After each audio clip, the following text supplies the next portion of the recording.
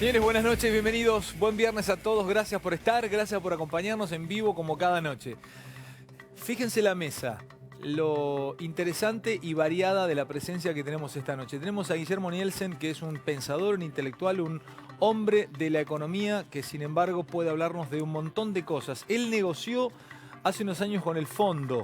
Era parte del gobierno argentino, del Estado argentino, y negoció con el Fondo Monetario Internacional. ¿Qué va a pasar el lunes? Esto es lo que hoy te vamos a contar. Aquí está Guillermo, pero no solamente vamos a estar hablando con él de la economía, del rebote del dólar y de lo que ha venido pasando toda esta semana. Aquí lo tenemos, está tomando un sorbito de café. Le da pena a mis compañeros que hagan un primer plano. Ahí está, bueno, Nielsen. Del otro lado, en la casi frente, de frente a Guillermo, se sienta José Abadí. José es psicoanalista, es un pensador, también es un hombre que siempre le da una vuelta. ¿Sos psicoanalista, José? ¿Está bien dicho? Soy médico, psiquiatra y psicoanalista. Sos médico, psiquiatra y psicoanalista, claro. Sos Cámara de Casación Penal, diríamos. Sos psiquiatra, estás por encima. Es más, es médico, psiquiatra, es médico, psicoanalista y psiquiatra. Y Cámara de Casación, si no te lo resuelve él, no te lo resuelve nadie. Tiene los tres estadios. Tiene la firma para recetar. Absolutamente. Claro. En serio, José, te felicito y siempre es un gusto tenerte porque... ¿De qué vamos a hablar con José hoy? Con José puedes hablar del amor, de la soledad, de la familia, de hijos, relaciones, padres e hijos. Sin embargo, hoy vamos a hablar de la emocionalidad de la economía. ¿Qué pasa con la economía? ¿Qué pasa con el estado de ánimo? ¿Qué pasa con el estar triste o contento según la economía? Es muy interesante tenerlo también esta noche a José.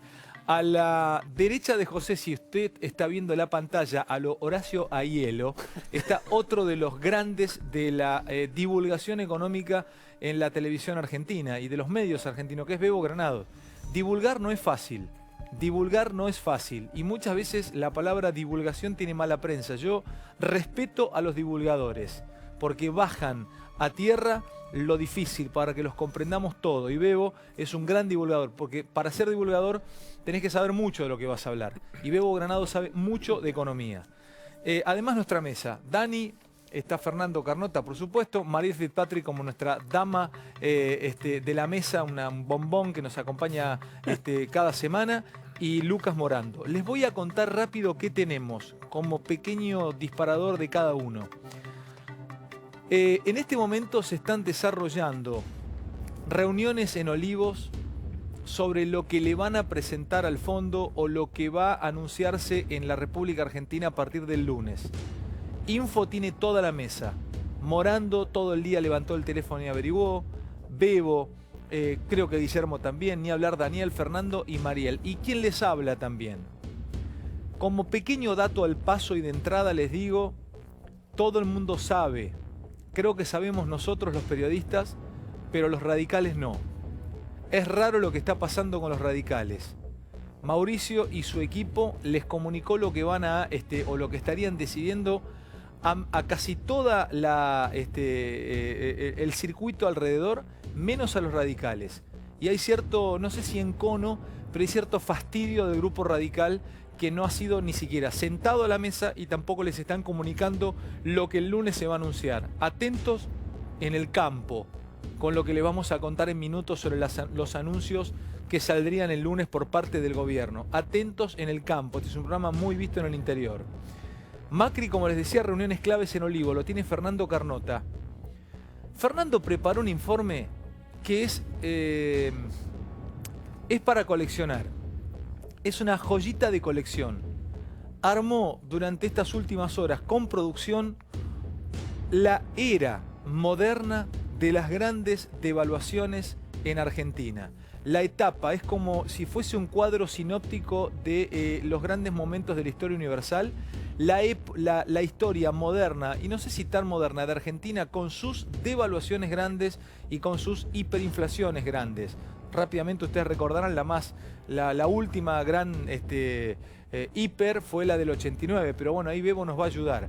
Una placa y te va a contar, vas a ver cómo fue Argentina devaluando moneda a través de la historia licuando déficit a través de devaluaciones y también inflaciones altas y algunas hiper. Esto lo vamos a mostrar con Fernando Garnota.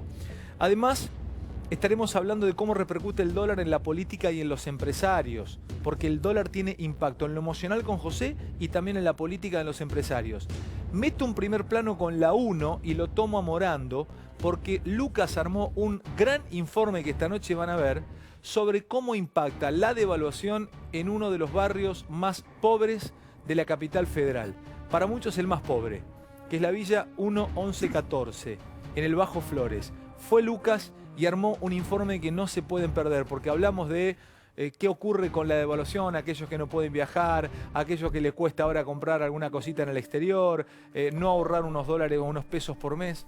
Morando fue al lugar más pobre de la capital federal. Te va a mostrar qué pasa cuando se devalúa el peso de esa manera. Santoro. Hoy hubo una noticia judicial que llamó la atención. La Cámara Federal, con un voto en disidencia, el de Bruglia fue, ¿votó en disidencia Bruglia? Porque Irursum pidió, sí, ¿no? Sí, en disidencia. Considero no admisible. No admisible, lo consideró. La queja, sí. Le obliga, no es que le obliga directamente a Casanelo, a Sebastián Casanelo, a llamar la indagatoria a Cristina Fernández de Kirchner. Para algunos juristas, jugado el pedido de la Cámara Federal. En minutitos estaremos hablando de esto con Daniel Santoro. Vamos a hablar con Santoro y va a mostrarle Santoro en un trabajo que también va a desarrollar. Él lo hizo libro, La Ruta del Dinero K.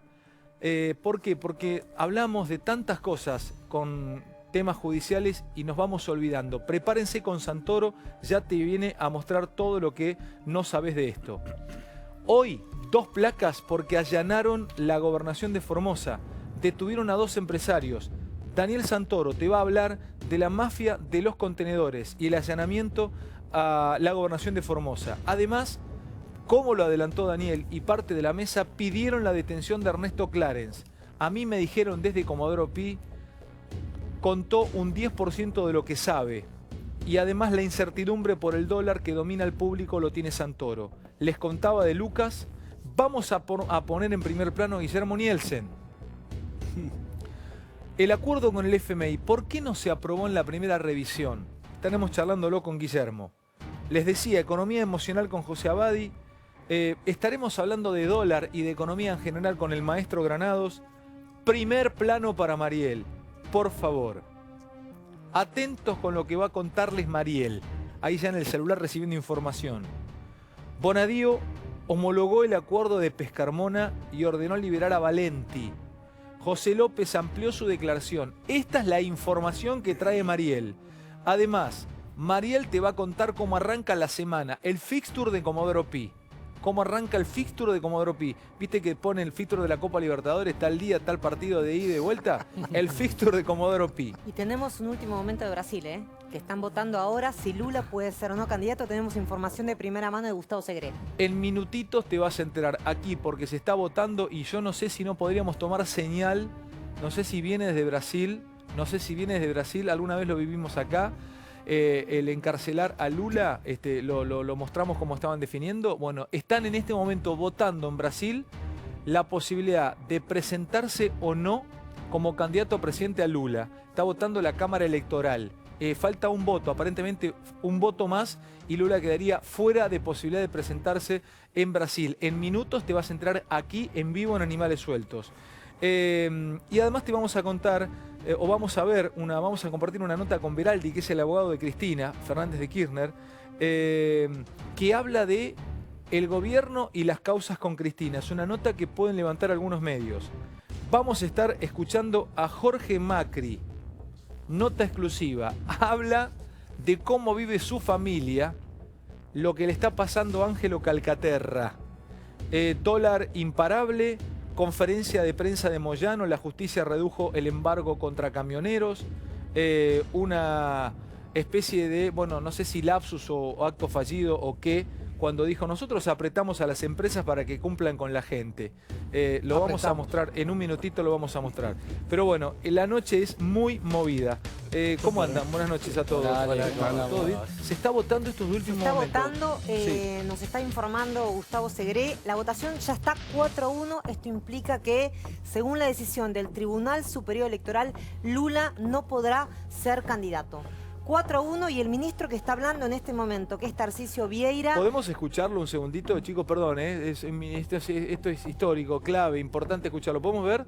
¿Quién es este ministro? El que está hablando en este momento es Tarcisio Vieira, que ya por su discurso se prevé que va a votar en contra, por lo cual sería 5-1. Faltan 2 votos, pero ya no se puede revertir la posición de la impugnación. A ver, ¿lo escuchamos? Esto es en vivo en Brasil. Procedente a ação de impugnação de registro de candidato. Tal disciplina veio incerta em seu artigo 15, com a seguinte redação: transitada em julgado ou publicada a decisão proferida por órgão colegiado que declarar a inelegibilidade do candidato, ser-lhe-á negado o registro ou cancelado, se já tiver sido feito, ou declarado nulo o diploma, se já expedido. Fecho aspas. É de se notar que o artigo supra prescreve 3 situações distintas, advindas da decisão transitada, que declarar a inelegibilidade do candidato. Decisão esta que não faz parte do dispositivo da sentença, mas sim de sua fundamentação, como já Esto que están viendo en vivo en Animales Sueltos tiene impacto definitivo sobre nuestro país. Esto que estamos mostrando en vivo, si querés dejámelo ahí atrás y ahora lo volvemos a escuchar, no sé si alguno habla algo de portugués para poder traducirlo, impacta en el destino final de Argentina, por la economía, por quien pueda ser o no presidente de Brasil, por quien pueda ser candidato, porque Lula significa mucho para los populismos en Latinoamérica y representa un viento, o vamos para acá, también para Argentina. A ver, ¿podemos escucharlo 10 segundos más? E sem o trânsito em julgado que indeferia o registro, que o candidato participe do pleito eleitoral, que faça campanha e tenha condições de ser votado e eleito. Cito a fonte. Tal solução, contudo, a meu sentir, ainda não contempla a seguinte especificidade: a decisão colegiada, referida no texto legal, seria proveniente dos tribunais regionais eleitorais, do Tribunal Superior Eleitoral ou, eventualmente, do Supremo Tribunal Federal. Pois bem, entre as constantes reformas legislativas que incidem sobre o direito eleitoral, a inclusão do parágrafo 3º ao artigo 224 do Código Eleitoral, pela Lei 13.165 de 2015, reacendeu a discussão sobre o marco inicial. Se está definiendo, Mariel, ¿no? Sí, pero ya por los votos, este voto que está hablando en este momento, que es Vieira, integrante del Tribunal Superior Electoral, ya adelanta una posición en contra, pero 4-1, faltan todavía 2 votos, pero ya no se puede revertir esa mayoría. Entonces podemos confirmar que Lula no va a poder ser candidato en Brasil a esta hora de la noche, exactamente 11:28, ¿lo querés anunciar vos a la 1? 4-1, este Tribunal Superior Electoral está votando contra la posibilidad de que Lula sea candidato. Recordamos que Lula hoy tiene la mayoría de los votos, araña el 40% según la última medición, contra 20 el segundo. Ahora, hay que aclarar que Lula tiene la posibilidad de presentar otros 2 recursos, pero ya no como candidato, me está aclarando Segré. O sea, puede apelar esa decisión, pero no como candidato. Pero señores, entonces a esta hora de la noche estamos sentados acá y vamos a hablar de dólar y vamos a hablar de un montón de cosas que están pasando en Argentina y nos tenemos que quedar con esta noticia que llega de Brasil de último momento. Se confirma que Lula no podrá ser candidato, según lo que nos está informando Segré, y estamos viendo desde Brasil. En vivo en este momento, que estaba dando los detalles de la votación. Veíamos ahí al ministro que va a votar ahora, el integrante del Tribunal Electoral Superior. Insistimos, Lula puede apelar, pero ya no como candidato. Claro. O sea, puede ir acá hay 2 instancias más, que es el Tribunal pero no Superior como de Justicia candidato. Y a la Corte, pero ya no como candidato. ¿No? Las elecciones son en octubre y Lula, esto es lo impactante también, porque Lula es el candidato que hoy por hoy sigue manteniendo. Con lo cual ahí hay un 40% de los votos que tendrá que ver a dónde va, si es que no puede recostarse en Lula. De Brasil, que además sufrió las consecuencias de la devaluación argentina. No, la economía de Brasil sufrió una pequeña devaluación también. ¿En qué nos impacta a nosotros? Porque estamos confirmando por lo que está llegando de Brasil que no va a poder ser Lula. Lo están dejando afuera a Lula de la posibilidad de ser candidato en Brasil. No es senador.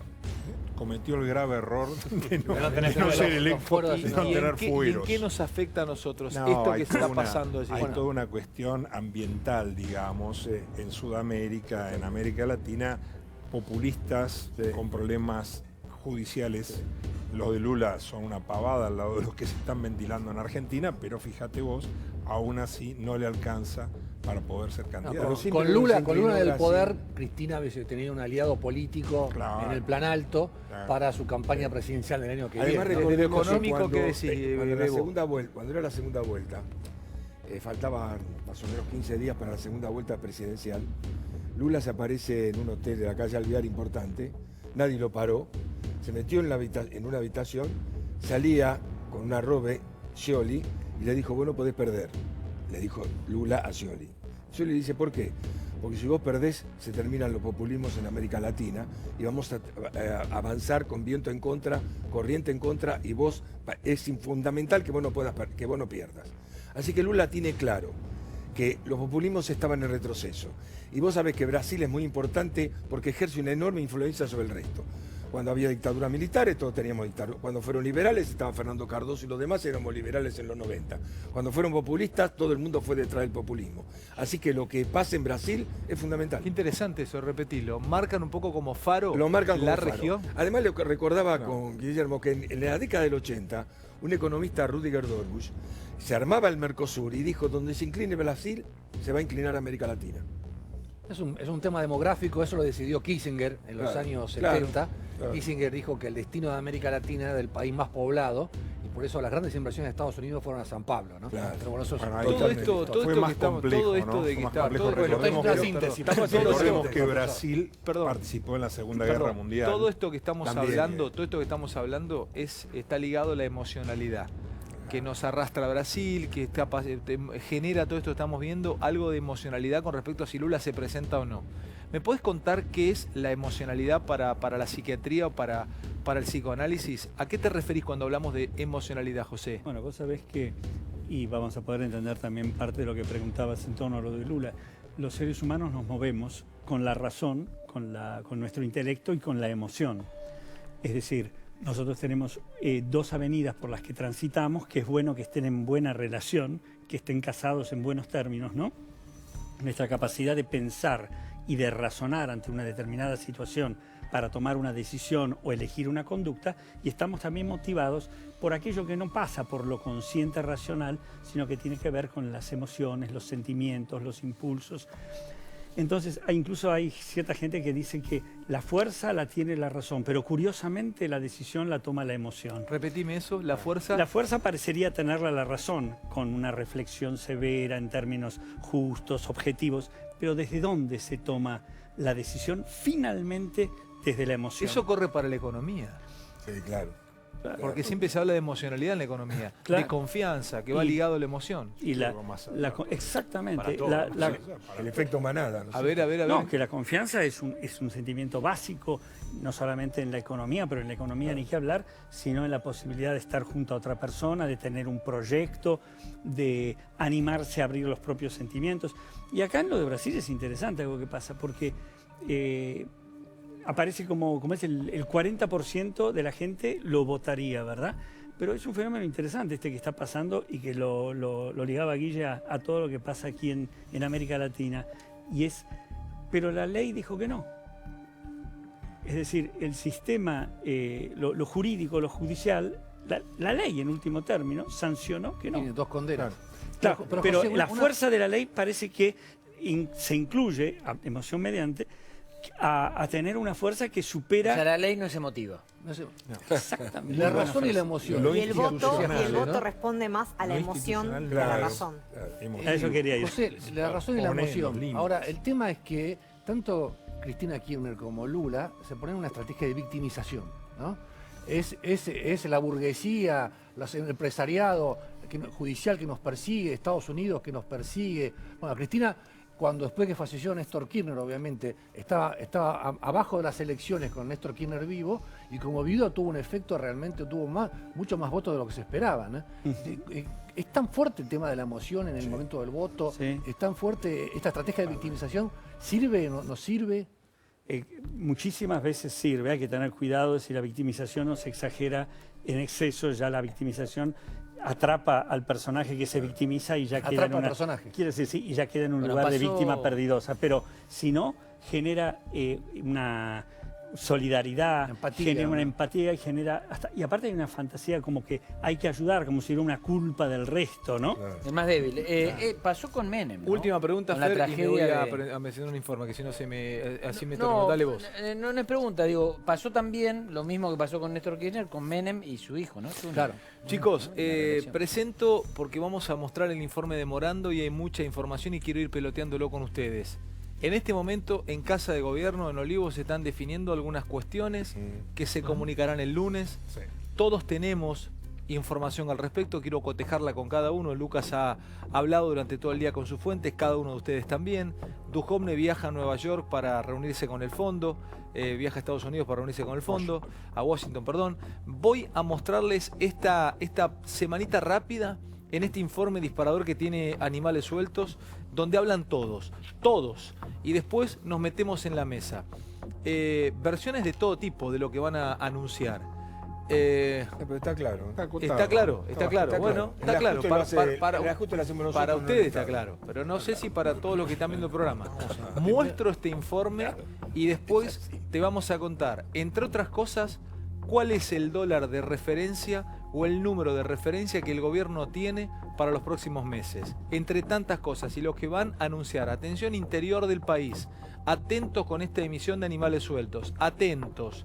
Venimos después de ver esto. Sepan que estoy tomando todas las decisiones necesarias para cuidarlos. No creemos que estemos ante un fracaso económico, ni mucho menos. En el gobierno creyeron que este anuncio tranquilizaría a los mercados y bajaría la incertidumbre. Esto no pasó. Pensaron en un principio que el problema de la Argentina era inflacionario, se fijaron pautas de inflación. No funcionó. Pensaron que el problema de la Argentina era de financiamiento, se consiguió el crédito con el Fondo Monetario Internacional. He decidido iniciar conversaciones con el fondo. No funcionó. Pensaron que el tema era el déficit fiscal, se fijaron metas de baja del déficit fiscal y no funcionó. ¿Por qué? Porque lo que falta en la Argentina es un plan económico. Los empresarios y políticos asumen una posición donde ya nadie niega la crisis. Si está afuera, en el exterior del país, tiene millones de dólares para invertir, ¿viene Argentina? A veces sí, a veces no. ¿Hoy viene Argentina? El día de hoy, si venía esta mañana, me equivocaba fuerte. Tenía que venir un poco más tarde. Claro, perdía mucho. Sí, perdía mucho. Exportando me gusta el dólar caro. Importando no me gusta tanto. En el medio el costo argentino es un poco alto. ¿Cuánto ganás o perdés con esta fluctuación del dólar? Muchísimo. ¿Millones? Millones. Si hoy con el dólar a 40 perdiste millones de pesos. Perdí lo que pudo haber ganado en los últimos 3 años. Desde el gobierno se cuidan con las declaraciones porque es un momento donde reina la incertidumbre. Aquellos que tenemos responsabilidad política, tenemos que tener templanza, tenemos que tener seguridad, tenemos que poder de alguna manera transmitir confianza y no tenemos ningún derecho a ponernos nerviosos. Escuché los ministros que hablaron, parece que viene una misa, todo es cuestiones de fe. Aparentemente vamos a estar mejor, estamos en medio de una tormenta. Creo que falta un plan económico específico. En Argentina peligran las cadenas de pago. Las próximas horas serán fundamentales para que el gobierno encuentre una salida, ya que la situación se agrava rápidamente. Acá más que confianza es plata ahora, esto es plata. Si es el fondo que conozco desde que mi abuela era soltera, te va a pedir algo a cambio. Pero teníamos clarito el primer día que esto se comía un gobierno entero. Bueno, dejaron disparadores para todos lados. Abro con vos, y luego voy a Bebo y lo vamos charlando.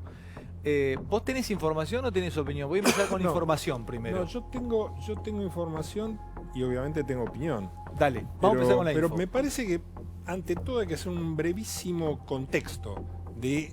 Acá se viene un ajuste, tienen que hacer un ajuste, ordenar el ajuste fiscal. Lo que estamos viviendo, lo que se vivió con crudeza esta semana, a través del dólar y a través de los precios, es el ajuste desordenado. Es el ajuste que no decidió el gobierno, sino que lo decidió el mercado. Entonces, ¿cómo frenamos el ajuste del mercado? Con un ajuste dentro del gobierno. Hay dos formas de hacerlo. La forma más constructiva es bajando gasto. Es también la forma a la cual, en particular, este gobierno, y no es exclusivo de este gobierno, siempre le tienen miedo. No quieren bajar déjalo gasto. por bloques o separa las frases. Sí. Esto es información. Mirá. Esa parte no va. No se puede bajar más gastos. A mí me dijeron de muy buenas fuentes ya los gobernadores le dijeron que no. Olvídate, Guillermo, no hay más para bajar. Bueno, no bajan más. Tienen que generar. Bueno. Entra la palabra generar. ¿De dónde vas a generar 100.000 millones? Si vas a generar, o sea, vas a poner más impuestos, estás yendo en el sentido peor. No estás yendo en el sentido virtuoso, estás yendo en el sentido tóxico, negativo. Entonces, ¿de dónde viene la información que hay, lo que trasciende? Los monotributistas de la categoría más alta, al horno, pasan a pagar ganancias e IVA, que hasta ahora venían zafando. Pará. Podría ser que los monotributistas de la categoría más alta pasen a pagar ganancias. Ganancias e IVA. Y inscriptos. Pero anda despacio, ¿qué significa eso? ¿Qué significaría si esto se confirmara? Esto significa ponerle mayor presión tributaria a un segmento más numeroso. Dejaste de lado a medio estudio.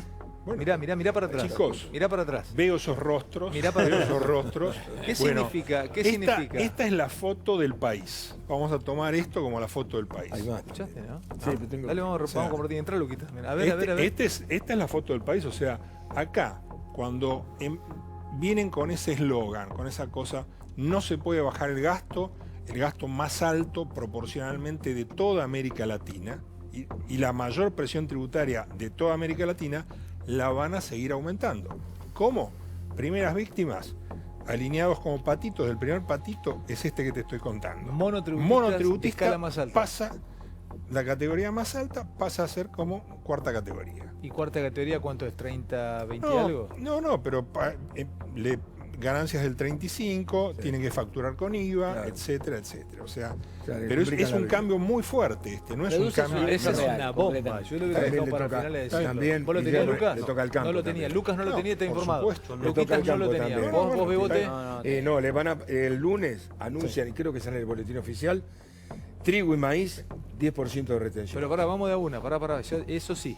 Eso sí la tenía. Ahí hay dos versiones. Lo tenía. Sí. Ahí hay dos versiones. La primera versión dice retenciones a toda la exportación, un pequeño porcentaje a todas las exportaciones y una percusión mayor, o sea, una tasa más alta en algunos productos agropecuarios. Exactamente. O sea, se vuelve, es un retroceso muy grande, incluso políticamente. Si se ponen más retenciones al agro, ¿cuál es la diferencia con el peronismo? ¿Entendés? O sea, no. Sí. Esta pregunta hay que hacerse. A ver, Guillermo, ¿tenés lo de bienes personales algo? Yo tengo de bienes personales que de la cuota que era 0,25 la vuelven a subir al 1%, bienes personales, y le tocaría a los que hicieron blanqueo y tienen la plata afuera y tienen departamentos afuera. Eso se habla la mucho. tengo también. Esa prácticamente. ¿Bienes personales le sube a todos? Sí. A todos. ¿Un 1%? Pero además... ¿De 0,25 a 1? No, especialmente para los del blanqueo. El dijeron blanquear que no te vamos a cobrar nada, que tuvo reglas de juego que inmediatamente fueron transgredidas. Que blanquearon, dejalo porque blanquearon y son muchos, pero no son tantos. Hablanos a lo que estamos todos viendo acá el programa, yo ahora estoy sentado. Una clase media. Exactamente, bienes personales de 0,25 pagos me lo llevan a 1. A 1. Es el impuesto a la riqueza, le llaman el impuesto a la riqueza. La riqueza, pero vos lo vas a pagar también. Bueno, a ver, Guillermo, Lucas. Había que reducir 300.000 millones. Ahora con esto, porque ahora vamos son 500.000 millones. Me dijeron 500.000 millones para llegar a cero. Déficit cero, claro. 500.000 millones para llegar a cero. Claro. ¿Ok? Entonces, frente a eso, 500.000 millones, ellos están haciendo todo esto, subiendo todos estos impuestos, y además hicieron el ajuste con la devaluación, porque los salarios del sector público se pulverizaron con la devaluación, que es un clásico de la historia económica argentina. Ahora, la otra cuestión es que y por qué los gobernadores están que vuelan, y esto va seguramente a tener repercusiones en el Senado, porque hay un corte mayor de los recursos que van a las provincias. ¿Qué forma tendrá esto? Veremos. Pero esto, a su vez, va a empujar a los gobernadores a no bajar ingresos brutos y a cobrar hasta ahora no hablaste de recortes, hablaste de generación. de la guita. No, recortes no hay. Es generación. No, hablaste de recortes. No, pero hablaste de recortes contracíclicos. de entrada me dijiste que no hay recortes. Entonces estás en la misma. De entrada me dijiste que no hay recortes. Bebo y quiero, perdón, y vos, Mariel. Bebo y Mariel. Sí, perdón, porque me están pidiendo, dale. ¿Tenés algo más para agregarle? No, lo que tengo que para agregar es que la lógica indica que los gobernadores están mucho mejor en algunas provincias que la nación. Vos sabés que tienen más dinero hoy. Así que de ahí le quieren sacar. Porque ellos se van a resistir. Porque recibieron un aumento muy grande de la coparticipación. En fin, hay razones para esto. Dale, Mariel. No, que están evaluando la reducción de algunos ministerios que pasen a ser secretarías, no tanto por el impacto en lo económico, pero sí como para dar una señal de que hay una reducción de la estructura política. Si eso es vidriera, es un mal diagnóstico. Se está hablando de la cartera. Si eso es vidriera, en la cartera, la información que tengo como diciendo, achicarían, perdón, Fede, achicamos tienen que achicarse ustedes, pero también achicamos nosotros de la política. Ministerial perderían, pasarían a depender, a convertirse en secretaría. Agroindustria, ciencia y tecnología podría pasar a depender de educación, e incluso se está hablando también de la cartera de energía. Es más una señal política que lo que implica en términos de ahorro, ¿no? Claro. Pero bueno, reducir la estructura del Estado, la estructura política del Estado es importante en momentos en que el ajuste eso va a ser muy fuerte. Chicos, déjenme organizar de a uno, porque si no nos pisamos todos y son muchos y no se entiende. Me pidió Fernando, y después quiero escuchar a Luca, también tiene info. Me ibas a decir algo, Fer. Que la información que tengo es que algunos ministerios directamente van a desaparecer. No, por eso. Y que la reducción que se propone en forma gradual es de 10.000 agentes del Estado. 10.000 agentes del Estado. Que es José, un número drástico. 10.000 agentes del Estado. Lucas, agregás vos qué info manejás. A ver, el dato, hoy hay 20 ministerios, la idea es que queden 10 más o menos. Pero salgamos del dato político, de dónde van a recaudar guita, ya tiramos. Podría darse de baja la última categoría de monotributo, la más alta. La más alta empieza a ganancia, empieza a tributar 35. Un dato político, Ale. Lo que están esperando muchos mercados es una decisión de Macri de cómo toma las decisiones dentro del gobierno, más allá de cómo recorta. Pero perdón, vamos al... no me saque tema, Lucas. ¿Vos tenés info o de esa parte no? O sea, de lo político sí. Que, de político te cuento. De lo político, bueno, ahora me meto en lo político. Pero más, hoy hubo 548 despedidos en el Ministerio de Agroindustria, hubo conflicto en la calle, pero o sea, va a haber una reducción también de la del Estado. Está claro, pero ya voy a esa parte que es más política, lo tiene Lucas, pero quiero ir primero al bolsillo. Sí. Hablamos de bolsillo, no hablamos de economía, hablamos de bolsillo. Es una pregunta a Guillermo. Del bolsillo, del bolsillo. Dale, bolsillo, sí. Los aumentos de impuestos son potestad de la Cámara de Diputados. Claro. Lo que vos estás diciendo que se haría el lunes, ¿necesita aprobación parlamentaria o son alicuotas que las puede ajustar la FIP por una orden? No. Entonces es otro cantar. Claro, pero se está negociando tiene que pasar. Dani. Además, eso, tengan en cuenta que pase por el diputado es una negociación. Tengan en cuenta que no hay emergencia económica ahora. No tenemos por la eso, ley de emergencia económica que daba cierta... Había pedido que no van a votar José, pero dale vos. Entonces, ¿ustedes creen que ¿hablaste de granos ya? ¿Hablaste de granos, de importaciones a lo de qué estás hablando? ¿Retenciones? La retención es un impuesto, 10% al trigo y al maíz, y no se baja las retenciones que iban a bajar de las hojas. Ahora, teniendo en cuenta este dólar, ahí recaudar mucho más. Bebo, pará. Eso es lo que me decían a mí hoy. Claro. Que van a tener que tener un buen retórico para contarle y convencer a los del campo, decirle, muchachos, como tuvieron una suba de 20 pesos en el dólar, compártanla. Por única vez es esto para siempre. Dicen, mirá, como el impuesto al cheque. La experiencia de 55 años, cada vez que pusieron un impuesto por emergencia como el impuesto al cheque, no salió nunca más. ¿Está claro esto? Nos vamos a poner también, las retenciones ha pasado en situaciones semejantes que se aumentaba la retención y después se iba bajando gradualmente. Claro. Krieger o Acena, concretamente. Es cierto. Krieger o Acena, con Onganía, hay una maxi devaluación de este estilo, ya no me acuerdo cuánto era, pero entonces se puso una retención muy alta que se fue reduciendo en la medida en que la inflación iba erosionando esta competitividad ganada. Ahora hay una mayor competitividad, pero si el gobierno lo pone, y esto te cae a vos, es la cuestión política. O sea, ahora, gobierno que apuró de la retención. Y va José, todo lo que estamos hablando puede cambiar en todo momento, porque ahora entro a hablar de política, como decía Luquitas, Morando y Mariel. Ojo que esto se está definiendo. Mientras estamos haciendo el programa nosotros en esta mesa acá en vivo en Animales Sueltos, esta misma mesa se está dando en Olivos. Está Macri con todos los ministros, no sé si estará él ahora, tal vez se fue a descansar. Pero el fin de semana van a estar. Laburarán todo el fin de semana, están definiendo, cortando. Che, ¿qué te parece esto? No vamos a tener problema acá, baja acá, subí allá. O sea que esto puede cambiar. Lo que estamos diciendo a viernes puede ser que mañana cambie o el lunes sea otra cosa, pero lo que estamos contando es así, la discusión es esta. José, me habías pedido. Sí, que me parece importante marcar desde el punto de vista del clima emocional, que era lo que estábamos hablando, y si lo escuchábamos también a Frigerio y lo que venían diciendo los funcionarios o los ministros, o el buen retórico que menciona Alejandro al pasar, en realidad uno de los puntos claves y que tiene que ver con lo que estamos hablando, si queremos que algo de esto pueda funcionar más allá de los recursos técnicos es que haya confianza y credibilidad. Ahora, la confianza y la credibilidad tienen en este momento, dentro de lo que es el ánimo de la sociedad, una subjetividad social, si querés llamarlo, el alma de los argentinos, está muy presente la desesperanza, un afecto que se llama desesperanza. Y la desesperanza es uno de los obstáculos principales que hay a la confianza y a la credibilidad. ¿Por qué? Porque la desesperanza conduce al pesimismo, que lleva a la depresión. La desesperanza lleva a una debilidad que te hace sentir sin fuerza para poder enfrentar las dificultades que estamos viviendo y que exigen cada vez más fuerza y tenacidad e imaginación de parte del gobierno. La y de nosotros, los desesperanza. argentinos. La desesperanza tiene que ver con algo así como, sí, igual ya perdimos. Esto es tremendo desde el punto de vista de del estado de ánimo social. No, es clave porque si no, parte del pedido que hace de repente los funcionarios, y necesitamos que crean y que puedan, o todo el discurso alentador que se propone desde ciertos púlpitos, en la medida que la desesperanza no sea de algún modo enfrentada y pasible de ser transformada en, si no querés entusiasmo, por lo menos en la intención y en la credibilidad de lo posible. O sea, no hay nada peor que cuando a la gente le entra desesperanza.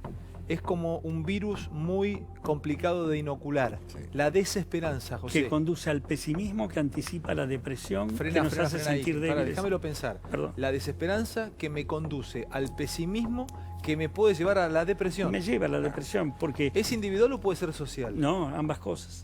Ambas cosas. Se toma hay un estado de... por eso hablaba, haciendo una transpolación, si vos querés, pero de una subjetividad social, de un alma social que está en este momento muy impregnada de la desesperanza.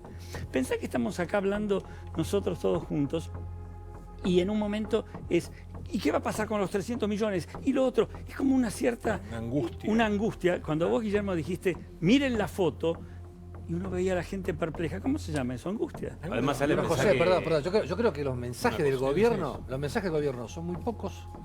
Habla de una filosofía económica ortodoxa y son hacia los mercados. Más que a la gente. Sí, es a los mercados. Quiero mostrar una placa que me trajo Carnota. Quiero mostrar una placa que trajo Carnota. Esto tiene otro nombre. Guillermo, perdón. Quiero mostrar una placa que trajo Carnota y picar no desde la desesperanza, sino desde la esperanza. Voy vendiendo esto porque yo me considero conductor de televisión. Me dicen que sos periodista, no. Soy conductor de televisión. Yo conduzco programas de televisión. Me toca estar con todos estos muy buenos periodistas, comunicadores, pensadores. Pero yo soy conductor de televisión. Me llaman para conducir un reality de talentos en Fox y lo conduzco. O sea, yo soy conductor de televisión. Eso es lo que yo pondría cuando salgo del país en el pasaporte o en las inmigraciones. ¿A dónde voy? Hace unos años, Nico Repetto, para mí uno de los mejores conductores que tuvo la historia de la televisión y además gran periodista argentina, se tomó los típicos años sabáticos que se tomaba Nico. Se tomó 2 años y recuerdo que en esa época en la que él se los tomó, Argentina tuvo la mala suerte, Argentina y también Repetto, que Argentina se fue al carajo, creo que fue 2001, 2002. 2001, 2002 y Repetto estaba viviendo afuera, en el extranjero. Y esto siempre lo hablamos entre la gente de televisión y los conductores de televisión. Vuelve Repetto a la pantalla del 13. Y Nicolás, que siempre tuvo un sexto sentido y un olfato muy particular para lo que la gente quería ver, no sé si él, tal vez ni siquiera él, la producción, en su primer programa puso un repaso de lo que había pasado en Argentina mientras él no estaba acá. Y a Nico le costó que durante un tiempo la gente rompiera la relación porque muchos decían, che, ¿qué me tenés que mostrar lo que yo viví en carne propia? Para mí es un uno, Nicolás, un crack, es un gran periodista y yo lo respeto y lo valoro muchísimo, pero yo aprendí de eso. Entonces muchas veces en televisión o en los medios, cuando vos mostrás algo, tenés que tener cuidado de no romper una especie de pacto con la gente, de mostrarle cosas, de pasarle por la cara cosas que ya saben y que la están pasando mal. Digo esto para presentar el informe y después de esto vendo, Charlie. Después pongo el informe, después vendemos. Esta pantalla o esta imagen que yo les voy a mostrar no es para recordarles a ustedes toda la mierda que nos ha tirado nuestro hermoso y querido país en los últimos años. Porque la verdad estos son baldazos de mierda lo que les voy a mostrar. Los viví yo, los vivió mi papá, lo vivió mi abuelo y lo vivirá mi hijo. Lo decía el otro día en la radio, ¿cuándo será el bendito momento en que podamos programar 25 o 30 años para Frenchy, para adelante? Que yo pueda decir, voy a poner este kiosco y lo va a atender mi hijo, y si mi hijo quiere lo va a atender mi nieto. No se puede, pues no sabés si empezás vendiendo turrones y dentro de 10 años tenés que vender comida papalomas. No sabés. Esto que preparó Carnota, para mí va desde la esperanza, porque si sobrevivimos a todo eso que ahora te voy a mostrar, quiere decir que podemos seguir pasando, lamentablemente, cosas horrendas como las que estamos pasando. Yo no quiero pasarlas más, Yo no quiero pasarlas más. Pero fíjate la cantidad de trompadas y de sopapos que nos pegó el país en los últimos años en la historia moderna. Esto lo pediste vos, Fernando. Sí. Lo vamos a ver. Para ver vamos a tratar de repasarlo. Lo difícil que es vivir en este país y como cada vez, de vez en cuando, te pasa esta mierda que estamos viviendo, que o una devaluación o una inflación alta, galopante, pero sí, y seguimos tirando trompadas hacia el futuro y seguimos viviendo. No, a ver, Fer. A ver, está claro que esto es más información histórica que periodística, ¿no? La verdad que la pude rearmar en base a algunos historiadores amigos y es información oficial del Ministerio de Economía. Dale. Las grandes devaluaciones de la Argentina. Hubo dos grupos. Las asociadas a las turbulencias o crisis con el comercio exterior y las asociadas a crisis financieras con elevado endeudamiento externo, que además en el tiempo son correlativas, vale decir, primero vino este grupo, después vino aquel grupo. Ayuda a Bebo, metete. Si querés venir conmigo, Bebo, acá. Dale, porque además me van a tener que ayudar en varios de los términos que hay acá, porque la reconstruí en base a información con varios historiadores. Sin embargo, son de dos grupos, una, digamos, vinieron las devaluaciones por, las podemos dividir en estos dos grupos, pero tienen estas características en común todas. La falta de divisas, caída del salario real, caída de la actividad económica, aumento de la pobreza, aumento de la inflación y aumento del desempleo. Bueno, pero todo eso por la falta de divisas y enseguida la devaluación. La devaluación produce todo eso. Exactamente. ¿Por qué marcamos, profesor Granados, de 1955 a 1976 en un color y del 76 hasta el 2002 en otro color? Yo no creo que haya grande diferencia, porque las crisis que yo veo del 55 hasta el 76, la que yo viví de esa época, fundamentalmente es el Rodrigazo. ¿En qué año fue el Rodrigazo? Y el Rodrigazo fue en el año 1975. ¿Y qué fue el Rodrigazo? Mi viejo todo el tiempo me habló del Rodrigazo, yo no lo viví. En el año 70, cuando asume Helbar, tenemos el momento donde hay más consumo en la República Argentina. Aumentaron los salarios 20% y bajaron los precios 10% porque los vigilaban permanentemente. El dólar estaba, si hoy, de esa época, si hoy el dólar estaría a 20 pesos, 18 pesos, estaba muy bajo. Se portó porque había una crisis del petróleo, los petrodólares y lo demás, le vino bárbaro un año. Un año y medio vos no encontrabas un lugar en un restaurante, la calle Lavalle, que estaba famosa, era un partido de River y Boca. Una burbuja era. Era impresionante, duró un año. Al año se terminaron los dólares. Entonces a Helva dijeron, bueno, chao, te vas. ¿Pero cómo se terminaron los dólares? No había más dólares, no podíamos seguir jugando a eso. Entonces lo llaman a Gómez Morales. Y Gómez Morales dice, no, mirá, yo esto no lo hago. Se quedó un tiempo y se fue. ¿Quién vino? Rodrigo. Dice, Rodrigo. Celestino Rodrigo. Celestino, anda vos. Le armó todo, no me acuerdo quién. ¿Vos te acordás? Sí, el número 2 de Celestino Rodrigo. ¿Quién era? Que, Era muy bueno. Ahora vamos a llegar a eso. Pero para llega Rodrigo. Ahora viene. Ahí lo tenés, mirá. Ahí tenés Frondizi, Guido y Celestino Rodrigo. Pará, empecemos por la 55, pero empecemos primero por aquella. Esas son las devaluaciones comerciales. Sí. No, en el 55 Frondizi devaluó el 68,2. Sí. La inflación se fue a 113 anual. Sí. Fue la primera vez que la Argentina tuvo una inflación de 3 dígitos. Sí. El salario real cayó un 20.3%, el Producto Bruto se contrajo 6,5% en 1959. ¿Alguno con algún pensamiento de izquierda o progresista podrá decir, muchachos, son todos ellos liberales los que devalúan? No hay un solo gobierno. Ahora te vas a encontrar a lo largo de la historia un desarrollista, pero bueno, pero justamente pero tampoco era un peronista, ¿no? Pero a ver, él empieza con el desarrollo Morales. Cristina tuvo 6. Dale, Y no era yo no toreo a nadie, solo te estoy contando. Sigamos con la cronología. En el 55, Frondizi, estos son los números. En el 62, siempre en las devaluaciones comerciales, Guido, que vino después del golpe, ¿no? Guido era el presidente provisional del Senado, liberó el mercado cambiario con fuertes devaluaciones mensuales. Fuertes, ¿eh? También fue la segunda etapa, digamos, de devaluaciones. Y acá lo agarra Bebo y habla de Rodrigo, del Rodrigazo. Y le toca a Rodrigo. El 99,3 devaluó Rodrigo. No, te lo digo exactamente. Empezó sin. 10 pesos y se fue a 24. El que hablamos, el segundo de él, era Sin. Ricardo Sin es el que alarmó el programa. Muy bien. De 10 pesos pasó a 24 en un día. Y el combustible subió 200% también en un día. ¿El dólar subió de 10 a 24? Sí, de 10 a 24. Pero no sabés lo que acá era. Subió en un loquero. 5 días. Era un loquero total. Se hicieron ricos algunos, los que tenían deudas, le licuaron las deudas. Fue peor que, perdón muchachos, les pregunto, Guillermo, les pregunto, ¿fue peor, mucho peor que lo que se vio en estos últimos días? ¿El impacto? Lo peor fue el 2001, lejos. No, lejos. Claro. No, pero fue lo de Rodrigo, ojo, esto de estos días fue terrible. Sí. Yo creo que se acerca bastante al Rodrigazo. Se acerca al Rodrigazo. A ver, pero lejos yo te digo, mira, en cuanto acá a la cifra. preocupación de la gente, te digo. Pero usted dice el nivel de devaluación, no la crisis social. ¿Sabés la diferencia con el 2001? La emocionalidad, también lo que estamos diciendo. ¿Sabés la diferencia con el 2001? ¿Cuál es? Que no hubo una crisis bancaria. Pero para, sigamos al 2001. Déjame que te diga una cifra allá que no está ahí. Dale. 99.3% fue la devaluación, pero después siguió con devaluaciones más chicas. El acumulado fue de 873%. La suba acumulada, 873%.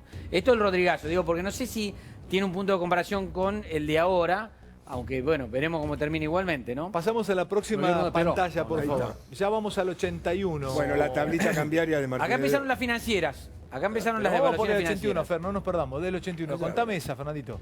Lorenzo Sigot, ustedes se acuerdan, el que apuesta al dólar pierde. Sí, pero... Tuvo fuertes devaluaciones con un aumento del tipo de cambio. Perdóname, ¿Qué recibió querés el decir retraso cambiario de Martínez de O, la tablita famosa. Está bien. Claro, Entonces él tiene que sincerar lo que hizo Martínez de O. Siempre hacemos lo mismo. Mirá, ahí es lo que está diciendo Bebo. Hubo una fuerza muy grande para que Martínez II devaluase. Claro. Y acordate que se decide en Mar del Plata una devaluación del 10% a finales de la tablita de Martínez de Oz. Agarra a Lorenzo Sigot, pero ya la fiera había salido de la jaula. Exactamente. Digamos, ¿no? O sea, siempre le toca a alguien hacer el papel sucio. Porque vos terminás de 3 o 4 años donde tenés contenido del dólar y después se va. Estamos hablando de, bueno, esta es anterior, ¿no? La de Martínez de Ofer. Martínez de Oz y Sigot, bueno, fue una dupla que efectivamente también hizo saltar el dólar y la devaluación, el desempleo, todo lo que vino. Esta me interesa. Y llegamos mucho, a esa, a la hiperinflación. A ver, dale. Yo tengo un dato acá. Dale. Si quieren lo cuento. Dale. contarlo? Dale. Bueno. Dale. Había ganado Menem. Sí. Faltaban 2 meses para que Mirá toda la asumiera. información que hay de la hiperinflación. Te cuento. Gana Menem. Le faltan 2 meses para asumir. Está Alfonsín todavía. Sí. Sábado a la mañana tengo un programa sábado tempranísimo con Marcelo Bonelli. Sí. Guido Di Tella pide salir al aire. Guido Di Tella sale al aire y nos dice: el dólar con nosotros va a estar recontra alto. Sábado. El domingo sale publicado en la tapa de los diarios. El lunes no quedaban ni los cimientos en el micro. Sí. No, fue así. Yo me acuerdo. Vos estabas en Mitre. Yo estaba ahí, pero ¿Cómo fue? Debo repetirlo de nuevo. ¿Cómo fue? Estabas con Marcelo Cerrillo. Estaba con Marcelo Bonelli. Estabas y de haciendo salir Guido Di Tella. Di Tella dice: quiero salir al aire. Quiero salir al aire. Fenómeno. Adentro. Eran notorios. Habla papi, pim, pum, bueno. ¿Y el dólar cómo está? No, con nosotros va a estar recontra alto. No quedó nada. 2 años después lo encuentro a Di Tella y digo: ¿por qué hicieron eso? Tenía orden de hacerlo. ¿De quién? De arriba. ¿De quién? La número 1 y 2, Menem Duhalde. ¿Y por qué? Porque la orden era que Alfonsín se fuera escupiendo sangre. para poder hacer el ajuste después. Qué fuerte eso. Entonces después ellos hacen la operación sin anestesia. ¿Te acordás cuando dijo vamos a operar sin anestesia? Era claro, es así la Argentina. ¿Qué vamos a hacer? ¿Qué vamos a hacer? Fue a La Rioja a negociar con Menem. Qué gente de mierda, boludo. Rodolfo Terráneo fue a La Rioja a negociar con Menem, que Menem decía que no quería asumir en forma adelantada. Sí, se hacían los malos. Sí. La hiperinflación, ¿por qué empieza? ¿Y cómo se desarrolla esa espiral ahí? No, la espiral viene ya de antes. Todos los meses subía 10% el dólar, 8 los salarios, 13 los precios. Todos los meses. Pero la deuda externa que dejó la dictadura también fue una bomba de tiempo. No, le complicó la vida a 12.000 millones. toda la vida. ¿Cuánto? 12.000 millones fue la deuda externa. Sí, pero no se podía pagar en ese momento. No, bueno, pero está bien. ¿Pero cuál es la diferencia? La verdad la deuda externa se empezó a generar en la dictadura. Pero yo pregunto esto, ¿cuál es la diferencia? Cuéntenle a la gente, volvemos a hablar de emocionalidad. ¿Cuál es la diferencia de este caldo de cultivo y de esto a hoy? Porque no son iguales los índices. Ahí la hiperinflación, ¿a cuánto llegaba? Mirá, en ese momento llegó a... Te doy una respuesta técnica, dale. si querés. Sí, dale. Una respuesta técnica, pero tomando lo de la emocionalidad, porque es muy difícil el laburo de un economista en esta perspectiva. Esto es terrible, ¿sabes por qué? Porque el mundo estas cosas ya las superó. Sí. Señores, hace rato que estas cosas están superadas. No, lo que está pasando ahora en Argentina fue gratuito. Es como decir cosa. Tener una peste, claro, como una epidemia de peste bubónica. Le volvió la fiebre amarilla, sí. La vacuna hace que la enfermedad, se radicó en África. Ale, yo creo que se radicó en Asia. Y acá en Argentina seguimos con inflación, ese con dato, volviendo al fondo. Pero Guillermo, hay una gran diferencia que en el año con Alfonsín no había una red de contención social como la que hay ahora. Es cierto. La red de contención social con todos los planes, la UH, todos los planes sociales. No existía esa. La red que hay hoy no existió y de hecho, nunca. el gobierno de la provincia de Buenos Aires ya está evaluando aumentar por lo menos unos 1.000 millones de pero, acá a fin de año, porque hay que reforzar la contención social. Bueno, después vino el fin de la convertibilidad. Perdón, vení, Bebo, perdón, falta la placa más. Falta la placa más. Falta llegar a esa quédense ahí juntos ustedes. Mira, el fin de la convertibilidad, Bebo, este lo viviste vos. Sí. El fin del 1 a 1 con Duarte. El 2002, acá nadie quería salir de la convertibilidad, por eso hubo 4 o 5 presidentes en una semana. Todo el mundo le decía, salir de la convertibilidad. No, yo no. Le dicen a Rodríguez, ya salí, le dice a un economista, a Espósito, lo metía en el Banco Nación y quería inventar una moneda argentina para no tener que salir de la convertibilidad. Porque todo el mundo sabía que cuando vos salías de la convertibilidad, eras un muerto político por mucho tiempo. Me dice, bueno, voy yo, se sacrificó y lo mandaron 10 años de embajador. Al exilio, dorado. Al exilio dorado, la evaluación con Dualde que benefició a Kirchner y a Cabaña. Acá, digamos, porque hubo algunos hitos. Acá se congelaron los depósitos bancarios. Sí, señor. Ojo, esta es la diferencia. ¿Sabés cuál es la diferencia? La diferencia es que en aquel momento salió la clase media a la calle porque no podían sacar la plata de los bancos. Por esa razón, a veces ahora hay rumores de que puede pasar esto y no. Y los saqueos fue una más sólidos que nunca. Los saqueos fue una foto de la historia también, ¿no? Esta es la diferencia. ¿Quién fue el único que no tuvo corridas cambiarias? Néstor. Néstor Kirchner no tuvo corrida. La devaluación que había hecho Dualde antes le dejó un colchón. Pero no tuvo, Dani. El colchón se lo dejó. El trabajo ¿Cuánto devaluó? No, hacía los números prolijos. Hubo muñeca, dicen ellos. Sí, hacía ¿Y cuánto devaluó? Reconocele que tuvo muñeca, Dani. Reconocele que tuvo muñeca el tipo. Dani tuvo muñeca. Yo le pregunto nada más. Yo le pregunto nada más, ¿cuánto devaluó Remes de Lerikov? Nada más que eso. Sin duda. 300%. 300%. Por eso el dólar pasó de 1 a 3. Y después vino Cristina. Este es el dato, Cristina. Cristina se comió 6 corridas cambiarias. 6 corridas cambiarias. 6 corridas cambiarias. Sí. ¿Sabés cuánto se fue? 60.676 millones de dólares. Esta es la clave. Cuando termina de ganar en el 2011 con el 52% de los votos, 3 días después puso el cepo. ¿Sabés por qué? Aguantaron hasta que la gente votó. Es así la Argentina. Aguantaron hasta que la gente, una vez que votó, y dice, chao muchachos, cepo, se terminó la joda. Las reservas del Banco Central estuvieron... No, es así. Es así. José, ¿qué quería decir? Las reservas del Banco Central, cuando se va Cristina, están en su piso. Nada. No tenía más nada, aguantaron con el agua acá. ¿Qué decía José, perdón? Decía que, ¿cómo podemos llamar a esto? La repetición. ¿Y la repetición qué quiere decir? La repetición, que es lo que no podemos, que cuando quedamos capturados en la repetición, estamos sin posibilidad de cambiar, sin posibilidad de crecer. La casa tomada. ¿Cuándo es? Claro, pero es cuando el acontecimiento no se puede convertir en experiencia. Cuando las cosas Uy, qué lindo suceden. eso, José. Cuando el acontecimiento no lo podés transformar en experiencia. En experiencia, que sí que no hubo aprendizaje, no se tuvo claro cuál es el conflicto que está detrás y que produce este tipo de disparates, y entonces repetimos y repetimos y repetimos. Pero José, ¿un acontecimiento no se convierte automáticamente por eso mismo, por acontecimiento en experiencia? No puedo olvidar. En la forma que pretendo ilustrarlo es en la medida que tomamos conciencia de lo que ocurre, en que podemos hacer una autocrítica de aquello que estamos atravesando y podemos hacer, por lo tanto, un cambio respecto a lo que sucedió mal con respecto a lo que queremos que suceda bien. No es experiencia.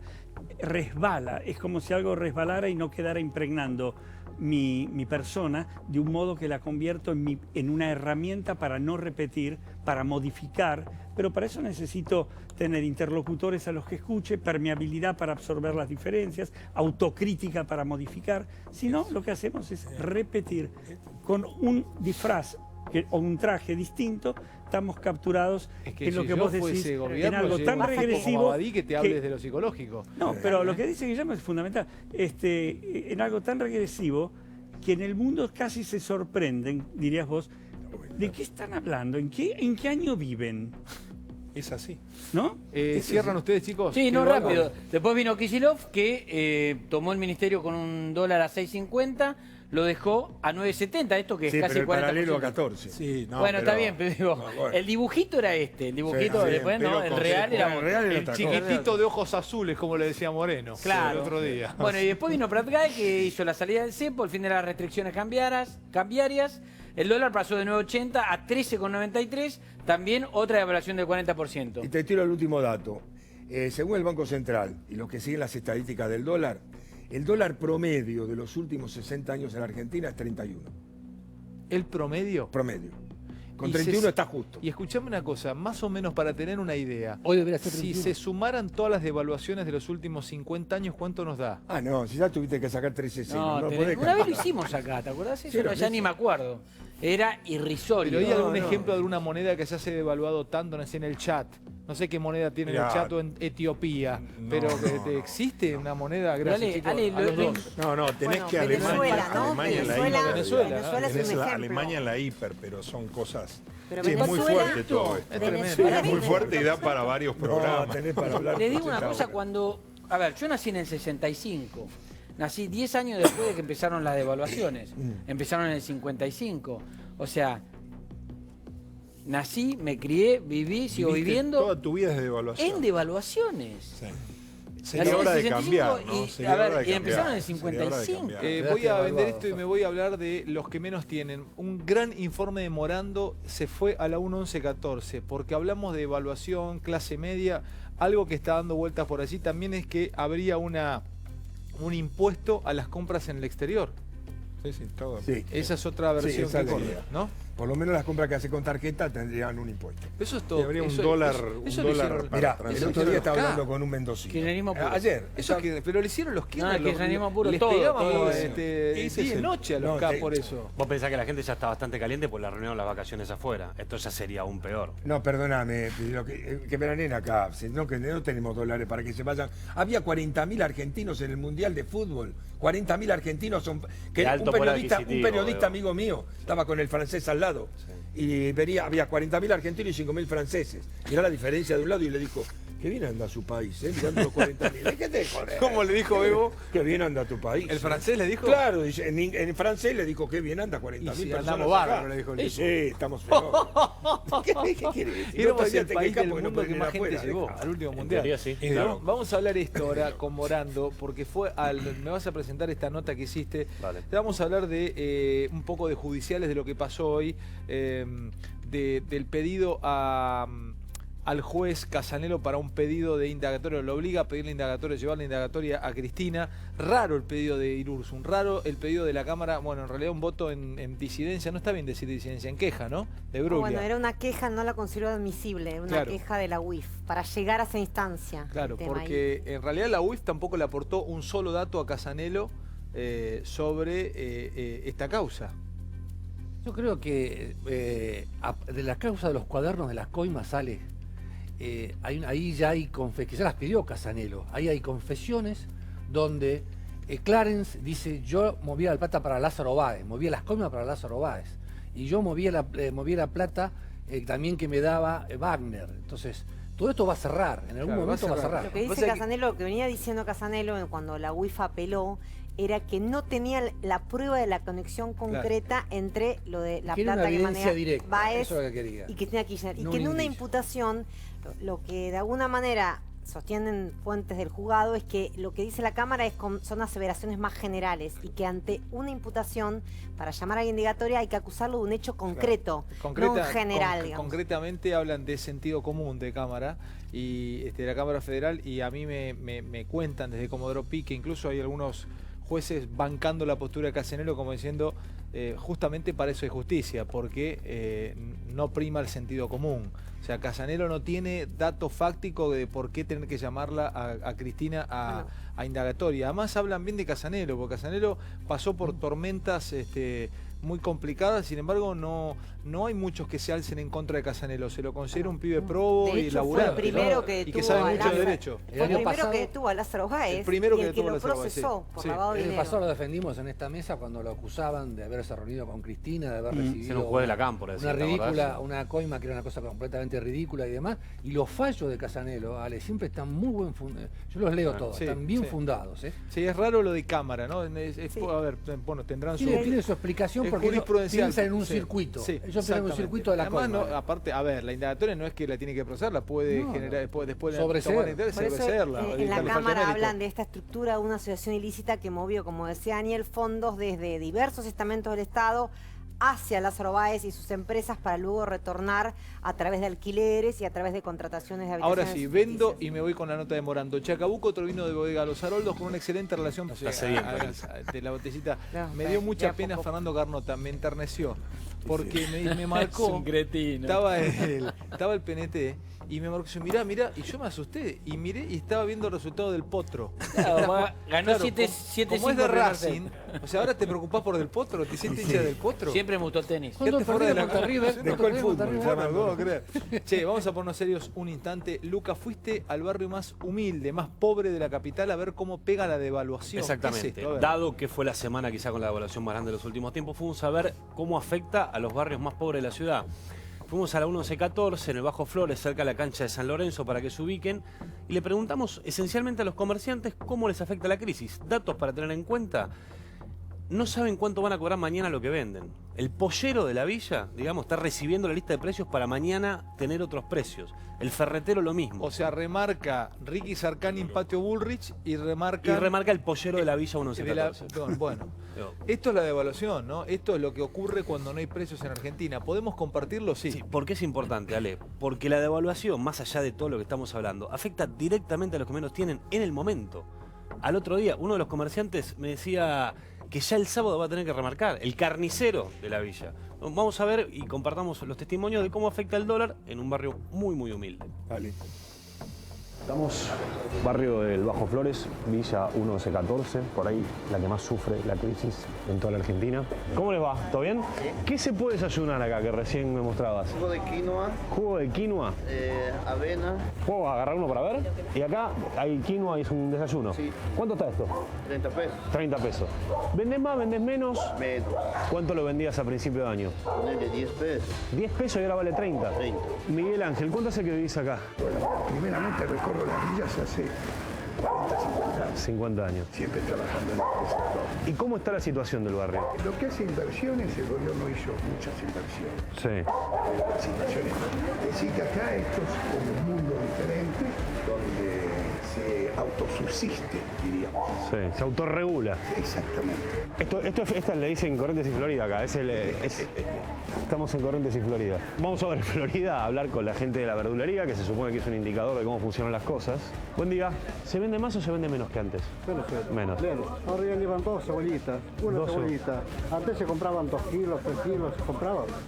¿Antes cuándo es? Hace 3 meses, un mes compraban así. O sea, en los últimos meses cambió la economía acá.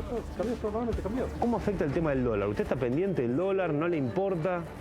No sé, importa porque ahí viene la banana, está caro la banana, el miércoles estaba 500, ahora está 600 pesos. ¿Qué cosa? La banana. El cajón de banana. Sí. Y ahora está 600. O sea, subió 100 pesos en 2 días. Bueno, y vamos a ver cuándo está la carne. ¿Qué es lo que más sale acá? Más para carnazo. Carnaza. Carnazo, la común. La común. ¿Cuánto tenés el kilo? 140. 140. ¿Asado? Asado es un lujo comer ahora. ¿Cuánto tenés el kilo de asado? Asado 150. Un pollo te cuesta más o menos 150. 150 pesos un pollo. Antes te costaba 100 pesos. ¿Antes cuándo? Yo ya hace 4 meses. La gente que trabaja, Come. la gente que no trabaja Está así, ni come menos. ¿La lista de precios nueva ya te llegó o todavía no? No, hoy me tienen que llamar. ¿Y vos cuándo o ustedes cuándo suben los precios? Yo hasta ahorita lo sigo manteniendo. Lo seguís manteniendo. Pero seguramente el lunes que viene ya tenés otros precios. Y capaz mañana ya. ¿Capaz mañana? ¿Vos tenés la peluquería acá? ¿Sos el peluquero? Sí, el peluquero. ¿Cómo está la economía? Sube y baja. Sube y baja. ¿Y de qué depende? Bueno, estamos hablando de general, ¿no? En general. Una vez cuando sube nadie baja. Si hablamos de primero de la comida, de la canasta familiar. ¿Tenés hijos? Sí, 5. 5 hijos. ¿Y te cuesta más mantener? Claro que sí, por la suma del dólar. ¿Por el dólar? Por el dólar. ¿Por qué? ¿Porque eso hace inflación? Claro. ¿Por qué estás jodido? Por el dólar. ¿Por el dólar? ¿Me estás cargando? El dólar. ¿Cuál fue el mejor momento para vivir acá? Sí, sería. ¿Vivían mejor? ¿Por qué? Porque no había todo esto, que no se disparó el dólar. ¿Cuánto sale un corte acá, ponele? Acá nosotros cortamos 80 pesos. 80 pesos. ¿Y cuánto cobrabas el año pasado? 60. 60. Nosotros sumamos el corte, en caso mío, un plato de comida. Más no. ¿Y un plato de comida vale 80 pesos acá en un restaurante? Ahora no cuesta 80 pesos. Ah, no cuesta. 120, 100. ¿Acá o afuera del barrio? Aquí. ¿Estás preocupado por el dólar y todo eso o no le das bola? Sí, me preocupa. ¿Por qué? Porque todo sube y las herramientas normalmente son los que más importan. Pues todas son extranjeras, no hay... Todo es importado. Sí, sí, de acá. Ya me llegó una lista, tengo la suerte que tengo. ¿Ya te llegó la lista nueva? ¿Ya te cambiaron los precios? ¿De ayer a hoy? Bueno, interesantísima la nota. Fíjate, Ale, lo interesante que la devaluación fue ayer y hoy, esto lo hicimos hoy a las 9 de la mañana. El ferretero, el pollero, el carnicero están esperando la lista nueva porque saben que mañana o a más tarde el lunes van a tener que subir los precios. Ahora, recién hablamos fuera del aire. ¿Qué insumos tienen en dólares? Como para tener que modificar los precios. Claro, lo que pasa es que el que vende pollo... El peluquero, por ejemplo. El peluquero por ahí se manda una viva. Pero ves que pero pará, ¿te das cuenta que todo lo que dijo José, y ahora vuelvo otra vez a José porque quiero hablar de el recuerdo o qué pasa si... La memoria emotiva. Si, claro, a ver, hay algo de emocional en el peluquero de la 1114. El muchacho estaba moviendo, él subió los precios porque subió el dólar. Él no tiene insumo importado. Pero él pasa que todo una le cosa sube a él. Claro. Lo que mostraste antes, ese es el tema. Lo que mostraste antes, todas las devaluaciones, todas las crisis, bueno, ese es el proceso educativo más importante que tenemos los argentinos. Eso me gusta. Repetilo, Guillermo. Es la inestabilidad, las devaluaciones, la inflación. Eso nos entrena. Eso nos entrena, Claro. es el proceso educativo más importante. Por eso este país es bimonetario. Sí, señor. Porque el peso no es reserva de valor. El peso es unidad de cuenta, medio de cambio, pero no es reserva de valor. Pero, la reserva de valor ¿qué hay es que un hacer dólar. con un país bimonetario? ¿No tenés que adoptar una política bimonetaria? Sí, pero una cosa es decirlo, otra es hacerla. Claro. Lo que tenés que hacer, básicamente, No sé, es yo pregunto porque si una pens- política económica muy sana, muy sana. Este país no da para la pavada. Este país no da para la pavada. ¿Me dejan ver la segunda parte, Bebito, la última? No, le quería hacer una pregunta a Guillermo. Si vos tenés la cantidad de dólares que tenés en el Banco Central, hoy, con un dólar a 38, ¿vos podés dolarizar la economía? Porque Sería un error gravísimo. Y por eso yo te pregunto. No, sería un error gravísimo. ¿Está bien? Si vos dolarizás la economía hoy, lo que vas a tener es inflación en dólares. Ok, pero- Tenemos que hacer modificaciones estructurales de la economía argentina y tal vez, No, si perder las la política hacemos, monetaria propia si parecería... las hacemos, no es necesario dolarizar. Está bien. Por eso yo te Depende Una de la política economía de Estados sana. Unidos. Déjenme ver la segunda parte. Tenés la glucosa alta, sos diabético por Lucía, 1114, barrio 1114. Barrio 1114. Ahí estamos hablando de la devaluación. ¿Cómo pega la devaluación? ¿Qué ocurre con los precios allí? Un barrio muy humilde, de la capital federal. A ver. ¿Vivían mejor con el kirchnerismo o viven mejor ahora? Y a comparación comíamos, creo. Bueno, no lo sentíamos Bueno, tanto. había mucha inflación, pero en teoría no subía tan rápido los precios. No lo sentíamos. No sentía. Seamos claros que también nosotros viviendo en la villa este gobierno también ha hecho mucha inversión para vivir mejor nosotros. Por ahora está todo tranquilo aquí. Está tranquilo. Por otro lugar, capaz que sí, pero por aquí. ¿Qué es por otro lugar? Por más arriba. Más arriba, más adentro. Más adentro. Este gobierno ha invertido mucho en las villas en general. O sea, el macrismo invirtió en las villas para que estén mejor. Sí. Todo infraestructura. O sea, ¿estás contento con eso? Sí. Y después otra de las cosas que contempló el gobierno fueron los planes sociales, que no sacó nada de los planes sociales. ¿El gobierno no recortó acá los planes sociales? No. O sea, las condiciones mejoraron de vida, pero la comida es el problema. Es la comida. Por ejemplo, hoy en día nosotros estamos hablando del tema de reurbanización del barrio para empezar a hacer cloaca, agua, para poder vivir un poco mejor. Es una cosa, cómo vivís en el barrio, y otra cosa, cómo comes. Son dos cosas distintas. O sea, los funcionarios del gobierno lograron que ustedes estructuralmente vivan mejor, porque por ahí las calles están mejor, hay más servicios, hay más comedores, pero la economía no acompaña. La economía. Claro. ¿Cuánto sale un alquiler acá, más o menos, para vivir, fijo? 2.000 por mes. 2.500 por mes. ¿Y el año pasado cuánto pagabas? Igual, por ahora está mismo. El alquiler no subió. Hay gente que entiende el dólar y gente que no entiende el dólar. Pero sí afecta. Hay más pobreza, no hay que negarlo. Ayer yo escuchaba, a las 10 de la mañana el dólar creo que estaba a 38. A las 10 y cuarto estaba en 40. Sí. ¿Quién movió eso? Claro. Que son los pobres. Y eso afecta al barrio directamente, pues suben los precios. Afecta a todos. Pero a comparación de otros barrios u otras provincias, lo que es la capital y la villa tienen beneficio. Vos te vas a provincia, creo que comedores no hay. Acá no tenés comedores. Y hay muchos más chicos en los comedores, ¿no? Me decían. Sí, está subiendo. Tenemos fe que va a mejorar la situación. No es la primera vez que el país está en una situación así. Claro. Esa es la verdad. Es un país rico. Siempre pudimos salir. ¿Cuál es la conclusión que sacas de esto? La conclusión es que, por más que los vecinos dicen que están mejor porque estructuralmente están mejor, el dato es que la inflación y sobre todo la devaluación pega al otro día en los barrios más humildes. Vos decís el peluquero, ¿qué insumo tiene? Bueno, pero el pollero le cobra más caro el pollo y el arroz sale más caro. Y además hay mucha preocupación en la gente que, como ven que cada día va a subir más, empiezan a comprar arroz para copiar, por ejemplo. Había gente que iba y compraba de 5 o 6 kilos de arroz, todo el efectivo que tenían, pues saben que va a subir el precio y no lo quieren pagar más caro la semana que viene. Bueno, de hecho, en el gobierno bonaerense ya saben que la estampida del dólar implica un crecimiento de la pobreza. Ya están hablando de un 32% en el conurbano bonaerense.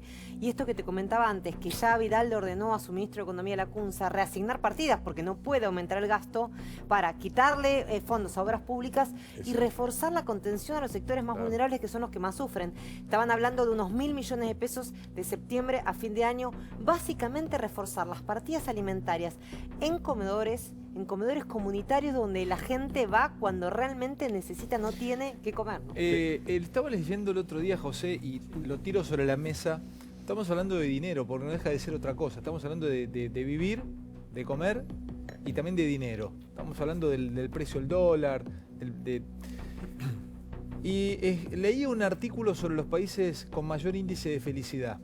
Primero sale Bután, ¿no? Pero claro, bueno, hay que ir a vivir a Bután, ¿no? O sea, la mayoría viven en las montañas, son monjes. Pero después aparecen países como Finlandia, como Noruega. ¿A qué se refiere cuando hablamos de felicidad uno? ¿Qué debería ser la felicidad? Porque, a ver, básicamente, yo no sé si existe el ser humano feliz 24 horas por 365. Estarías en un modo manía 24 días. Digo, a ver, ¿qué es ser feliz? ¿A qué se refiere la psiquiatría o la psicología con la felicidad? Te voy a decir mi criterio, si me permitís, porque no todo el mundo coincidir. Yo escribí un libro sobre el tema que se llama De felicidad también se vive. Yo creo que lo que vos llamás monomanía, euforia, una especie de alegría mediática, como en algunos programas, ¿no? Que vamos. Y uno se pregunta, ¿qué chiste me he perdido? ¿Qué es lo que no entendí? Soy un depresivo. Claro. Bueno, creo que en realidad es otra cosa la felicidad. La felicidad, desde mi punto de vista, es una manera de vivir. Es una manera de vivir. Sí, y pienso en términos de la felicidad posible, que es una manera de transitar la vida, que es distinto a la alegría, ni que hablar la euforia, ni que hablar la manía, sino que es una manera, yo creo, de conciliar lo que serían una serie de valores que tienen que ver básicamente con el registro del otro, con el vínculo, con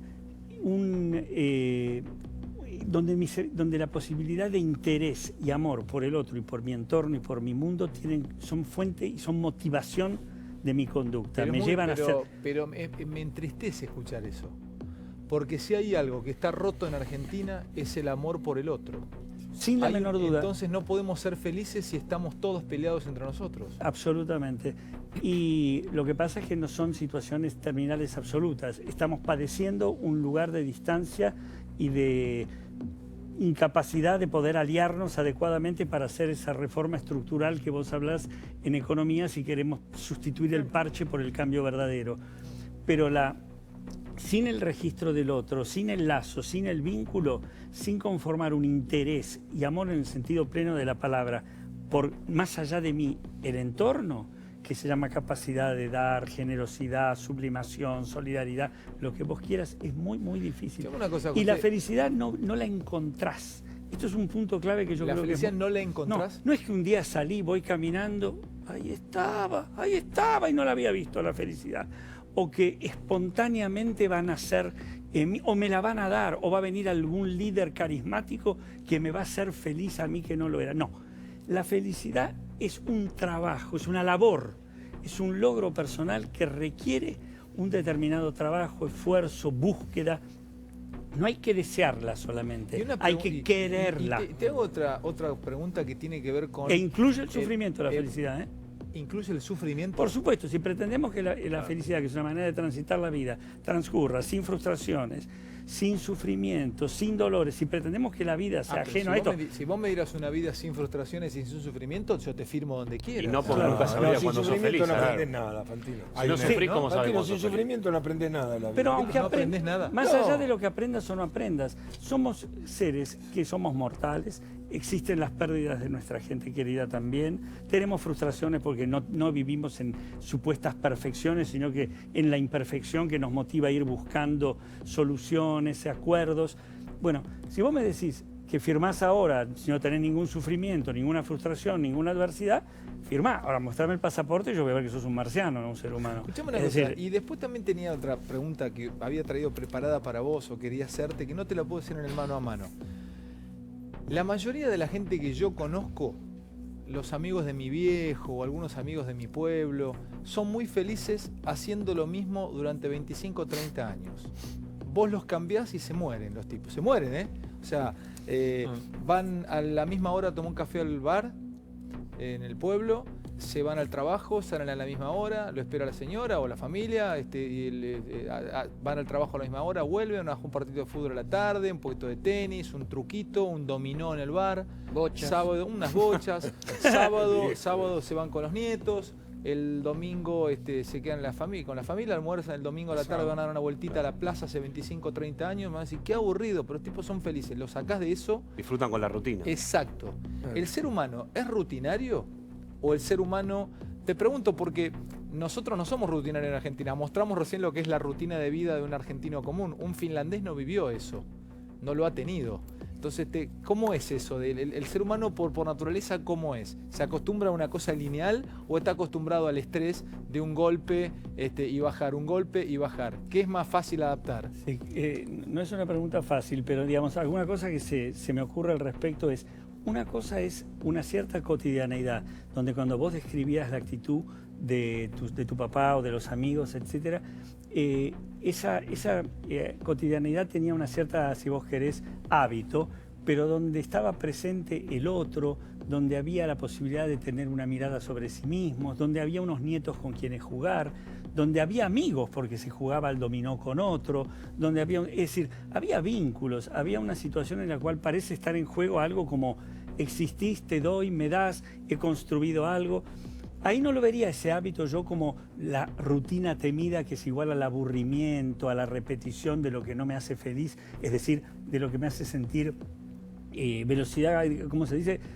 Piloto automático y siento que no tengo más nada para hacer, para decir, se me murió, no tengo, digamos, deseos, motivaciones. O sea, sería la repetición para buscar esos pequeños momentos de felicidad que se construyen diariamente. Sí, pero esos momentos de felicidad que él describía tan lindo, yo no los veo como la rutina, como una repetición de aquello que no me dice nada y no me aporta nada. Es cierto, es un hábito de una serie de conductas que deben ser distintas cada día también, aunque parezcan lo mismo. Se encuentra con los nietos, lo escucha hablar, hay una emoción que ingresa de un modo distinto, juega el dominó y se ríe. No es verdad que eso es lo mismo. En la medida que hay otro... No es lo mismo, claro. No es lo mismo lo que yo viví hace 2 días. En la medida que hay un otro y que ese otro yo lo registro y me registra y tenemos un vínculo y tenemos un puente y miramos si podemos compartir... Encuentra la felicidad en lo mismo. Es como si dijeras que un actor hace No siempre... es el día de la marmota. Claro, haciendo lo mismo hay un cambio. Encuentra la felicidad en lo mismo. Claro. Pero que no es lo mismo. La felicidad necesita de esos vínculos, estas situaciones. También hay que ver cómo barajan otra serie de cosas. Una amiga acá cómo que juegan los valores, la te quiere llevar a imaginación, Brasil, la libertad. ¿Cómo? Tengo una amiga que te quiere llevar a Brasil, con ella de vacaciones. Perdón, José, por favor. Lo quiero llevar a José Abadi. A ver si lo libero a Lula. No será Lula. Yo estaba pensando, ¿qué? Ustedes son... Sí, Lula, ¿cómo chau, no son? No, perdón, ustedes duermen, Tato, Ian, Cuño Libarón y vos duermen. ¿Por qué no ponen no dan clases? ¿De qué? De sufrimiento. Si son maestros de sufrimiento. Perdón, te voy a gastar toda la semana. Coño, ¿qué pasó? Hay un par de memes interesantes, ¿las viste? No, digo esto. La confirmó. justicia electoral Se confirmó lo que dijimos. Invalidó, lo pegaste, Mariel, muy bien. No, bueno, la información que nos estaba pasando Claudio Segre, que siempre, bueno, es un amigo del programa, que nos estaba contando cómo iban los votos, voto a voto. Así que ya cuando la mayoría no podía ser revertida, lo pudimos adelantar. ¿Me permitís una sola cosa? Sí, el estrés no es cambio. Cuando vos dijiste, nosotros en cambio supuestamente vivimos en el estrés, tac, tac, eso no es cambiar, eso no es divertirse, eso no es estar en un nivel de creatividad, de imaginación, eso es estar tenso, angustiado, desconcertado de lo que va a venir, como esta gente que dice, mañana, qué sé yo qué precio, el nivel de desconcierto, perplejidad que lleva rápidamente a la desesperación. El cambio es otra cosa, el cambio es animarse a tomar riesgos, es no estar en peligro, es animarse a jugar con las probabilidades. El cambio es no pensar que la zona de confort es mejor que la potencialidad de lo nuevo, es otra cosa, no es el estrés. Voy a otro cambio brillante, Abadí, como cada noche nos dan las clases maestras y magistrales. Voy a otro tipo de cambio, mira cómo cambio el sentido del programa. El cambio... histórico, el precio histórico del dólar. A ver, Bebo, vos tenías para... 31, 60 años, 31 el promedio. ¿Y cuánto debería valer el dólar? Pues yo tengo el precio de referencia que a mí me dijeron que el gobierno va a defender. Me dijeron entre 35 y 37. Entonces va a estar por arriba del promedio tratando de tener colchón por la inflación que viene. Me parece perfecto.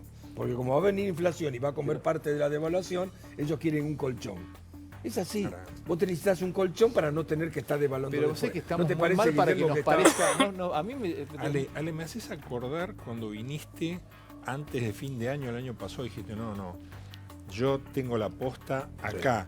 Se baja la tasa de interés y se aumenta un poquito el dólar. ¿Vos te acordás de eso? Tal cual. Y yo te dije, hay que saber hacerlo eso, no es tan fácil. Y después, mira, conferencia de prensa del 28...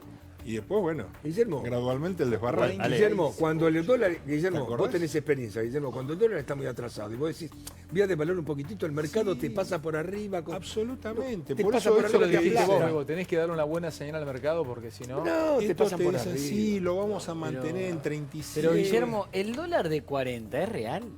No, yo te voy a contar una cosa. Entre 30 y 40. Llegó, no va a bajar. No, está bien. No quiero que qué haces sé yo. con lo demás y te digo si es real o no es real. Guillermo, O sea, Guillermo. el dólar refleja algo que está ante todo en lo monetario y en lo fiscal. Guillermo, si vos no pones orden en lo monetario y en lo fiscal... Guillermo, entre 30 y 40 hubo muy poco volumen de negocios en el mercado por día. Poquísimo. Poquísimo. Hoy ofrecieron 600 millones de dólares, vendo. Con 250 ¿Quién lo compró bajaron. 38? Con 250 lo bajaron. Yo les sugiero a la mesa no son tranquilidad y esperemos unos días. No son felices. Esos No tipos que tienen esperemos unos 600 días. palos para gastar. Mirá, claro. Yo siempre pensé que mirando $1 millón guardados en un lugar, vos te vas a dormir tranquilo, ¿vos sabés? Yo lo entiendo a Néstor. Lo entiendo a Néstor. Iba a mirar los millones y dijo, es parte del ser nacional. No tenés necesidad de tomar ansiolíticos. Es parte del ser nacional. Eso hay que apreciarlo. Muy buena, Bebo. Fin de semana me voy a leer un libro, el último libro sacó Santoro. Lo voy a leer sábado y domingo y el lunes lo traigo marcadito y voy a charlar, se llama El Mecanismo, el libro de Daniel. Un mecanismo. Es el mecanismo, es el sistema de afano en los últimos años en la República Argentina. ¿Cuántos libros tenés, Dani? ¿Tenés más libros que Zizek? Este es el 9º libro de investigación periodística. 9 libros tenés, Dani. ¿El primero fue? El primero fue sobre el misil Cóndor 2. Lo quiero ese libro, me gusta. Bueno, tráemelo. Te lo voy a traer con mucho gusto. No, pará, quiero hacer un programa especial sobre ese. Me vuelvo loco. Ahora que empezamos a hacer programas especiales, quiero hacer un programa sobre... ¿Te acordás el famoso que decían que habían vendido los planos y el diseño? El tema es que después de la guerra de Malvinas, la Fuerza Aérea dice, ¿por qué perdimos la guerra? Entre otras cosas porque no teníamos misiles de mediano alcance, y en Falda del Carmen, Córdoba, se copió el modelo del Pershing 2, una empresa alemana, y se construyó en secreto. Cuando a Alfonsín le cuentan que teníamos el misil Cóndor 2 y aparte la posibilidad de construir una bomba atómica, se armó un despiole y se frenó. ¿Teníamos la posibilidad de construir una bomba atómica? Seguimos. Argentina teóricamente hoy sigue teniendo la posibilidad de armar una bomba atómica en base a enriquecimiento. Lo que pasa es que no lo hace uranio enriquecido. Es lo único que nos falta, ¿sabes? ¿No? Sí. Vos sabés que el mundo está mucho más tranquilo. ¿Sabías que el LIC... ¿Cómo te pegó la devaluación? La pyme está terminada. Sí, ¿no? No hay nada que hablar. Ah, me arrancaste arriba. Mal, ¿no? Guardamos una porción, entonces. Esa es la realidad. Después trabajaremos. Contá en representación de las pymes. Somos 14 personas trabajando en una pyme y la realidad es que tenemos fe, pero la realidad es que... ¿En qué, Hernán? ¿En qué? Tenemos fe en el trabajo. En serio, pero de 5 de la mañana a 10 de la noche trabajamos todos los días. ¿Y en dónde te impacta? ¿Impuestos? ¿En qué te impacta? ¿Juicios laborales? Impuestos imposible. Sí. Sería un poco más extenso, pero imposible, el impuesto imposible. ¿Entraste al plan que te da no sé, creo que te lo da la FIP, al ser una pyme, de poder jugar 3 meses para pagar el IVA? Tenemos todo lo posible, con los contadores hacemos todo lo posible para sobrevivir, Ale. Ya no es un poco ¿Y te pasó siempre o te pasa ahora? No, está pasando en los últimos 2 años. ¿Te está pasando en los últimos 2 años? Igual trabajamos mucho, somos un equipo de trabajo que creemos en Argentina, pero es dificilísimo. Día a día. Va más allá de cualquier idea política, contemos. En el grupo de WhatsApp de los empresarios que le compramos productos, el día de los 42 pesos, todos los proveedores mandaron no hay mercadería. Ya está. Así es Argentina. No hay. Ernie. Nos vemos en un ratito. Bueno, queda un bloque más para seguir charlando de lo que se habló hoy durante el día. Salgamos de lo judicial y vamos a hablar de otras cosas. ¿Algo más para agregar? Yo por un dato nada más. Sí, dale, Dani. De las reuniones de gabinete que hubo en Olivos, de las reuniones entre el gobierno y las 11 de la mañana. Lo que dicen las fuentes de gobierno es que no va a renunciar Marcos Peña, que puede ser que para abajo de Marcos Peña, a nivel de los vicejefes de gabinete, pueda haber un cambio a ese nivel. Pero que el presidente ratificó su confianza en el jefe de gabinete. Lo que sí tengo yo es que hay de nuevo desencanto radical.